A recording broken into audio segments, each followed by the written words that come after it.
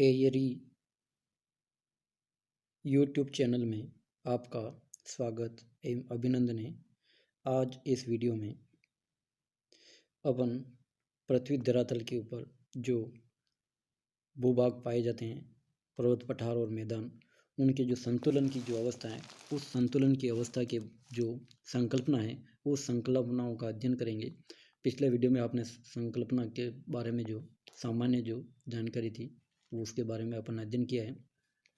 तो ये जो संतुलन की जो संकल्पना है, इसमें प्रमुख रूप से अपने जो सिलेबस में है, उस सिलेबस में अपने एयरी एवं प्राट महोदय की संकल्पनाओं का ही अध्ययन अपने को करना है। किताब में भले कितने ही ज़्यादा दे रखे हों, लेकिन अपने को जो सिलेबस में जो है उसका ध्यान में रखते हुए अपने को केवल एयरी एवं प्राट की जो संतुलन की जो संकल्पना है, उस संतुलन की संकल्पना का ही अपने को अध्ययन मुख्य रूप से करना है। तो सबसे पहले अपन देखेंगे एयरी की संकल्पना। तो एयरी की जो संकल्पना है ये बहुत ही महत्वपूर्ण है। तो ये जो उस समय जो है भारतीय भू सर्वेक्षण विभाग के जो ये उसमें लगा रखे थे इनको, तो उन्होंने ही जो अपने जो विचार को आगे बढ़ा के अपने को इस संकल्पना के रूप में व्यक्त किया था। तो यानी एरी ने संतुलन जो सिद्धांत है उस पर अपने विचार प्रकट किए तथा उन्होंने हिमखंड का अनुपात पर्वतों एवं भूगर्तों के संतुलन के लिए प्रयोग किया था।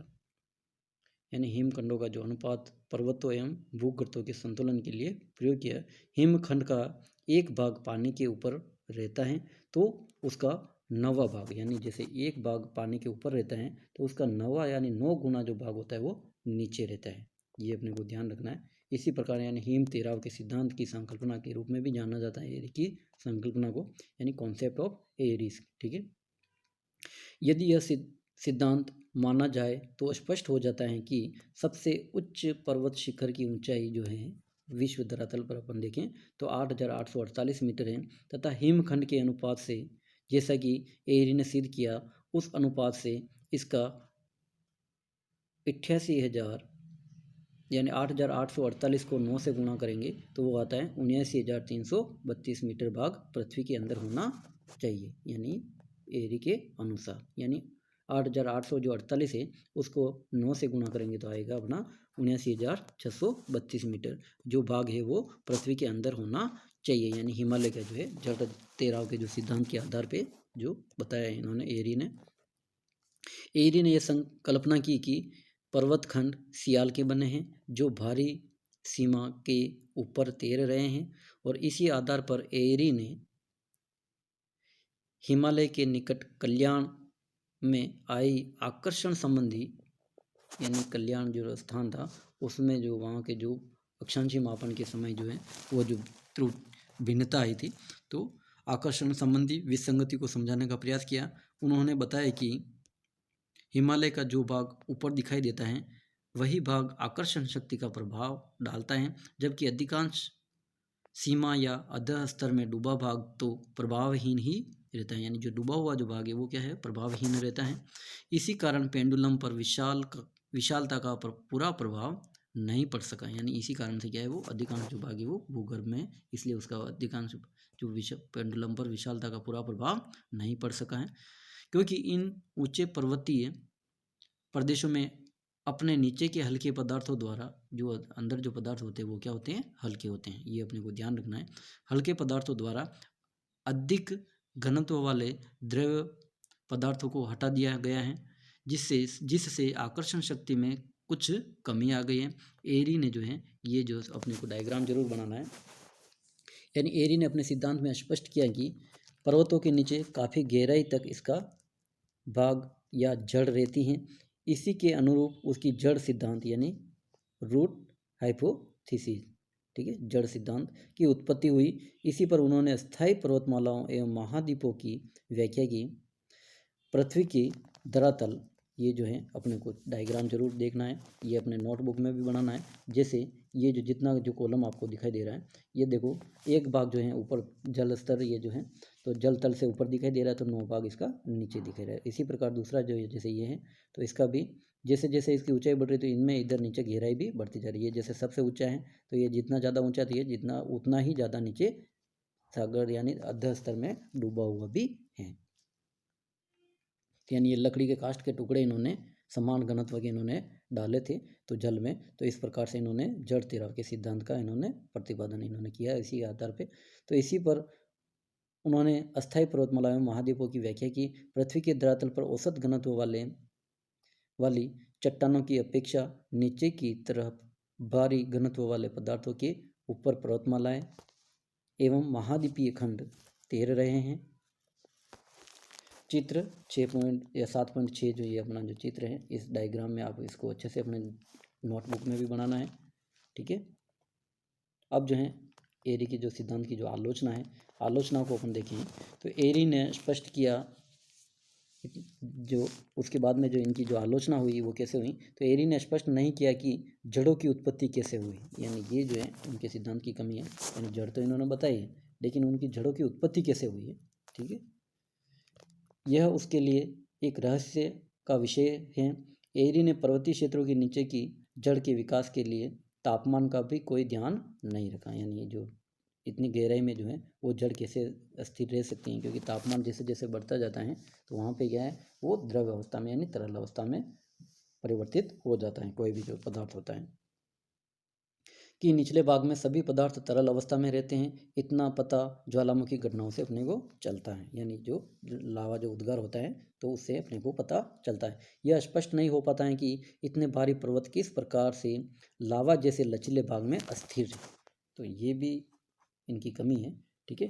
यानी पर्वत जो इतने भारी हैं वो लावा जैसे लचीले भाग में किस प्रकार से अस्थिर रह सकते हैं, ठीक है। अब जो है ये हो गया अपने एरी की संकल्पना। उसके बाद में अपन देखें तो प्राट की जो संकल्पना है, प्राट की संकल्पना में किस प्रकार से जो इन्होंने अपने विचार व्यक्त किए हैं। तो प्राट यानी कॉन्सेप्ट ऑफ प्राट, यानी प्राट ने सर्वप्रथम हिमालय के निकट की चट्टानों का अध्ययन किया था। उन्होंने जो अध्ययन किया था वो किस तरह किया था, हिमालय की चट्टानों का अध्ययन किया था। उसके अनुसार हिमालय के हल्के घनत्व वाले पदार्थों से बना है। यानी इनके अनुसार जो है हिमालय जो है हल्के घनत्व वाले पदार्थों से बना है। यानी पर्वतों का जो घनत्व है वो पठारों से, और पठारों का घनत्व मैदानों से, और मैदानों का घनत्व समुद्र तल से कम होता है। ये अपने को ध्यान रखना है। इसके सिद्धांत का मुख्य जो भाग है वो यही है। यानी पर्वतों का जो घनत्व होता है, यानी जो जितना भाग ऊंचा होगा उसका घनत्व उतना ही ज़्यादा हो मतलब कम होगा, ठीक है। तो पर्वतों का घनत्व पठारों से तथा पठारों का घनत्व मैदानों से तथा मैदानों का घनत्व समुद्र तली से कम होता है। यानी पर्वत जितना ज़्यादा ऊंचाई उठा अपने को दिखाई दे रहा है, इसका मतलब वो क्या है, घनत्व उसका क्या है उतना ही कम है। तो यानी पर्वतों का कम है किससे, पठारों से। तो पठारों का कम किससे है, मैदानों से। और मैदानों का कम जो घनत्व है वो किससे है, समुद्र तली से कम होता है। यानी जितना ज़्यादा ऊंचा है तो उसका घनत्व उतना ही कम होता है, ठीक है। यानी कम ऊंचाई है इसका मतलब उसका घनत्व ज़्यादा होता है। यानी ऊंचाई और घनत्व में उल्टा अनुपात होता है। अपन बात करें तो इन्होंने ऊंचाई और घनत्व में उल्टा अनुपात माना। ये अपने को ध्यान रखना, मेन जो है वो निष्कर्ष यही है, जितना ज़्यादा ऊंचा है तो यानी ऊंचाई और घनत्व में उल्टा अनुपात होता है। इनके अनुसार पृथ्वी के अंतराल में या अंतरतल में एक क्षतिपूर्ति तल यानी जो लेवल ऑफ कंपेंसेशन होता है, इस तल के ऊपर घनत्व में अंतर होता है।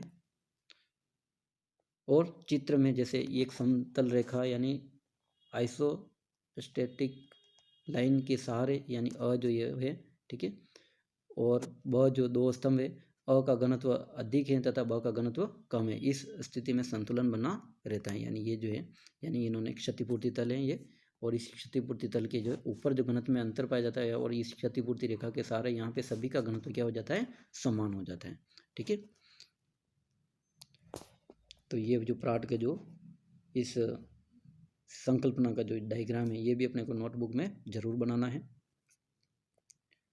अब जो है इस प्रकार उन्होंने सिद्ध किया कि ऊंचा स्तंभ कम घनत्व और नीचा स्तंभ अधिक घनत्व। ये जो है ऊंचा स्तंभ है उसका घनत्व कम है और नीचा स्तंभ है उसका घनत्व अधिक है, ठीक है।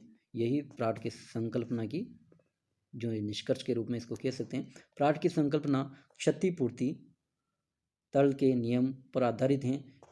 इन्होंने स्पष्ट किया कि पृथ्वी के विभिन्न उच्चावच इसलिए स्थिर हैं कि उनके घनत्व में अंतर होता है। यानी ये उच्चावच जो हैं वो अस्थिर क्यों हैं, कि उनके घनत्व में जो होता है वो क्या होता है, अंतर होता है। इनका भार पृथ्वी अंतरतल में एक रेखा के सहारे बराबर हो जाता है, यानी क्षतिपूर्ति तल, यानी वहाँ पर इनका क्या भार हो जाता है, वो समान हो जाता है सभी का। यानी इनका भार पृथ्वी के अंतरतल में या एक रेखा के सहारे बराबर होता है। अपनी संकल्पना की पुष्टि के लिए इन्होंने एक प्रयोग किया और प्राट ने विभिन्न धातु के टुकड़े जो भिन्न भिन्न घनत्व और ऊंचाई वाले थे को लेकर पारे के इन्होंने जो प्रयोग किया था वो यानी भिन्न भिन्न घनत्व और ऊंचाई वाले जो टुकड़े लिए थे और वो पारे में इन्होंने एक पात्र जो है उसमें डुबाया और सभी टुकड़े एक तल के सहारे बराबर हो गए। और इसी प्रकार पृथ्वी तल पर स्थित पर्वत, पठार और मैदान भूगर्भ में एक तल पर स्थिर हो जाते हैं, जिनके नीचे समान भार रहता है और अर्थात ऊपर जो है घनत्व में भिन्नता रहती है, यानी वो क्षतिपूर्ति तल है उससे ऊपर जो है घनत्व में भिन्नता रहती है और उसके अंदर जो है वो घनत्व में समान हो जाता है। प्राट के इस सिद्धांत में प्लावन के नियम यानी लॉ ऑफ फ्लेक्शन की झलक दिखाई देती है। ठीक है, तो ये जो है अपने ये भी डायग्राम अपने को नोटबुक में ज़रूर बनाना है ये। ठीक है, इसमें ये जैसे पारा भरा है, ये शीशा, लोहा, ये जो इस प्रकार से इन्होंने अलग अलग धातु के एंटीमनी, जस्ता आदि के जो टुकड़े इन्होंने अलग अलग धातु से के लिए अलग अलग ऊंचाई रखी और घनत्व भी इनका क्या था, अलग अलग था। और ये क्षतिपूर्ति रेखा के सहारे ये क्या है, ये जो क्षतिपूर्ति रेखा है इस क्षतिपूर्ति तल के सहारे क्या है, ये समान हो रहा है इनका घनत्व। ठीक है, और ऊंचाई भी भिन्न है और घनत्व भी इनका क्या है, भिन्न है। ठीक है, यानी ये जितना नीचा है तो इसका घनत्व उतना ही अधिक है और जितना ज़्यादा ऊंचा है तो उसका जो है ये जो घनत्व है इसमें जो है ये, पर इस क्षतिपूर्ति रेखा के सहारे क्या इसका जो घनत्व में है जो समानता आ जाती है, समान हो जाते हैं। और जो ऊपर जैसे जैसे ज़्यादा इनके घनत्व में भी क्या है, अंतर है और ऊंचाई में भी अंतर है सभी। और एरी में क्या है, सभी जो लकड़ी के यानी जो टुकड़े उन्होंने पानी में डाले थे और उसके आधार पर उन्होंने अपने संकल्पना को उन्होंने प्रस्तुत किया था। ठीक है, धन्यवाद।